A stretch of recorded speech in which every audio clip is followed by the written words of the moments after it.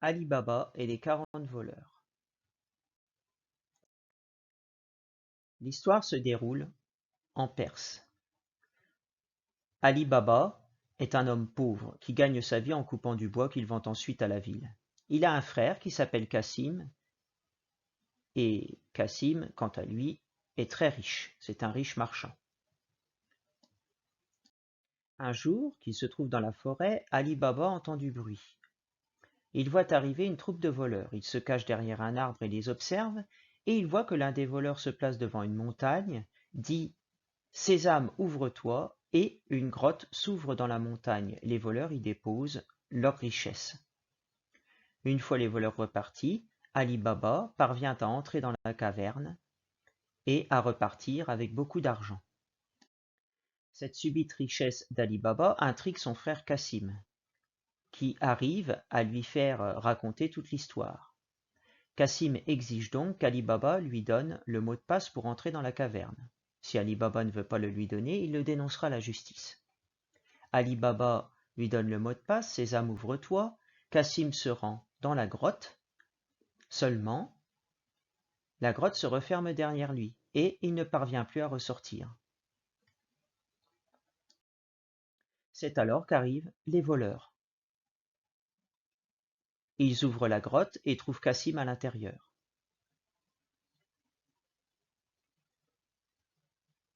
Un des voleurs tue Cassim et, pour effrayer tous ceux qui seraient tentés de s'approcher à nouveau de la caverne, les voleurs découpent Cassim en morceaux et dispersent les morceaux partout devant la grotte. La femme de Cassim vient voir Ali Baba puisque son mari n'est pas rentré depuis bien longtemps. Ali Baba lui dit qu'il va aller voir à la grotte. Il se rend à la grotte et découvre les morceaux de son frère mort. Il les ramasse, les met dans un panier, mais il entre quand même dans la grotte pour prendre quelques richesses. Il rentre à la ville et Ali Baba raconte toute l'histoire à la femme de Cassim. La femme de Cassim est désespérée et Ali Baba lui propose de l'épouser. Elle accepte. Cependant, la mort de Cassim est très suspecte et Ali Baba ne voudrait pas que l'on découvre l'origine de l'argent qu'il possède. C'est alors qu'intervient la servante Morgiane. Cette servante trouve une solution. Elle emmène le corps démembré de Cassim chez un savetier et lui demande de le recoudre. Le corps de Cassim est déposé dans la boutique et la femme de Cassim prétend à tous ceux qui demandent après lui qu'il est très malade, qu'il ne peut pas sortir. Après une semaine, elle annonce la mort de Cassim. Cassim est enterré et la femme de Cassim se marie avec Ali Baba. Ils partagent les richesses.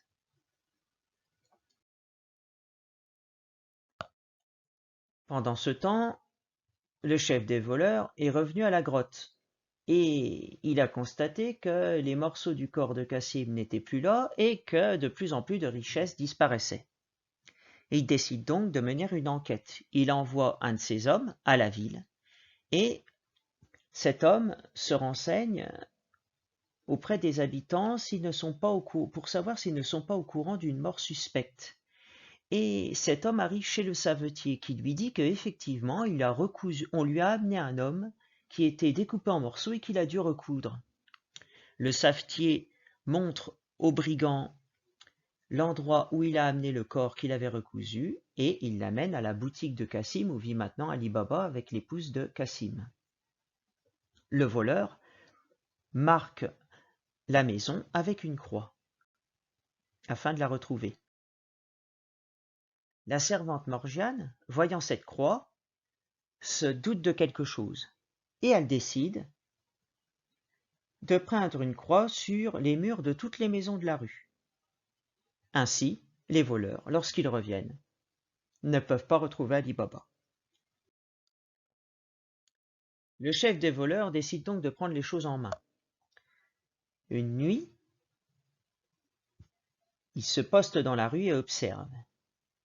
Et il voit Ali Baba dans la boutique de Cassim et le voit manipuler de l'argent. Il se rend compte que c'est bien Ali Baba euh, qui est entré dans la caverne. Il va donc décider de se venger. Pour cela, il demande à plusieurs de ses brigands de se cacher dans des jarres d'huile et lui va se faire passer pour un marchand. Il se présente une nuit, un soir chez Ali Baba et il lui demande s'il pourrait l'héberger pour la nuit. Ali Baba accepte, il le reçoit, les jarres d'huile sont déposées dans la cave. Seulement, la servante Morgiane descend à la cave et elle entend parler dans les jarres.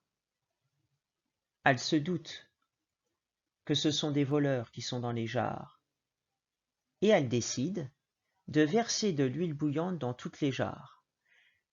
Les voleurs qui sont à l'intérieur meurent ébouillantés. Le lendemain matin, le chef des voleurs s'aperçoit de la mort de ses hommes et se sauve de la boutique. Il rentre dans la grotte et réfléchit. Il va absolument se venger, mais comment? Il trouve une idée.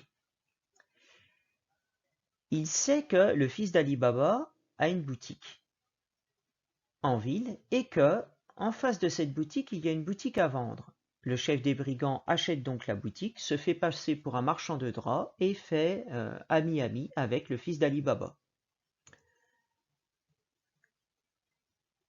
Ali Baba décide de présenter son nouvel ami à le fils d'Ali Baba décide de présenter son nouvel ami à son père et le chef des brigands, un soir, est invité à dîner chez Ali Baba. Seulement, Morgiane l'a reconnu.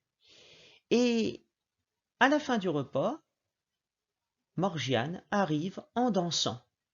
Tout le monde la regarde, mais elle a dissimulé sur elle un couteau. Et lorsqu'elle se trouve près du chef des brigands, elle le poignarde. Toute menace est donc écartée. Ali Baba pourra profiter tranquillement de son trésor, lui et sa famille. En récompense, Ali Baba propose à Morgiane d'épouser son fils.